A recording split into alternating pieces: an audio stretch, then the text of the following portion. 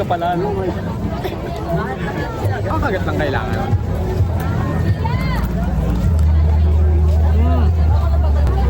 Grabe yung ano, yung bar. Tumutusok lang kalakay. Parang kumakain ako ng bubog. Grabe ka mang boss talaga, lumayo naman tayo.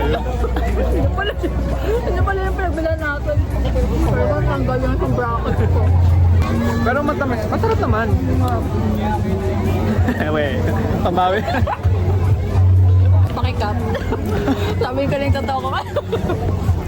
Hindi, sarap. Kasi ang pumunta sa may sumay. Eh, ganun nga. 7 out of 10. Ready na ako sa grades.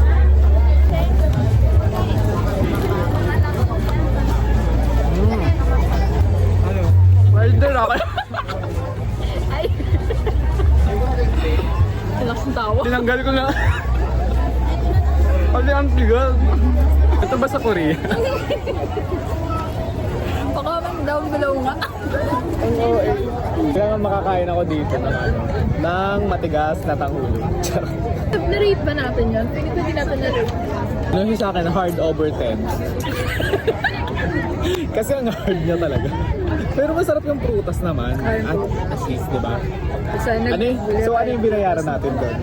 Hanggang prutas lang, hindi na natin kinain ng asukal. At least tikman natin. Yes. Hindi na mauwi. Last na yun.